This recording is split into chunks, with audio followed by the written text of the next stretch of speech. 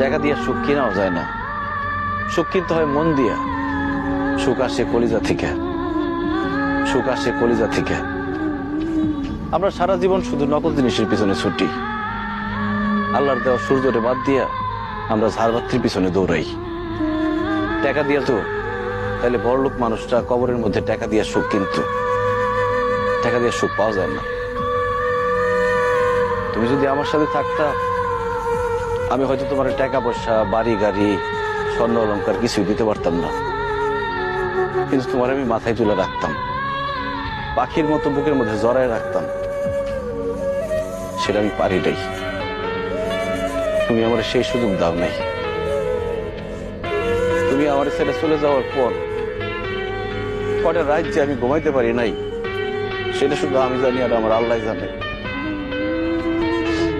আমি কত চেষ্টা করছি, তোমার কত অনুরোধ করছিলাম, তোমার হাতে ধরছি, পায়ে পড়ছি, কিন্তু তুমি আমার সাথে থাকো নাই, আমার সাথে ছলনা করে চলে গেছো। তুমি আমার জীবনটা আগুনে পুরা কয়লা বানায় ফেলাইছিলা।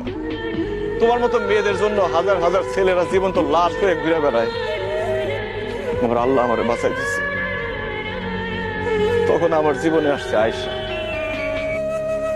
আয়েশাও আমার মতো অশিক্ষিত, পড়াশোনা করে নাই, টাকার সুখ সে বুঝে না, কিন্তু সে যে আমার সম্মান করে আর ভালোবাসে, পৃথিবীর সবকিছু দিয়ে মনে হয় সেই ভালোবাসা পাওয়া যাবে না। আমি আলহামদুলিল্লাহ ভালো আছি, দোয়া করি তুমিও ভালো থাকো। তোমার প্রতি আমার কোনো রাগ অভিমান নাই, তুমি তোমার ভুল বুঝতে পারছো, আল্লাহর কাছে মাফ চাও, আল্লাহ সুখ দিতে পারে। ভালো থেকো।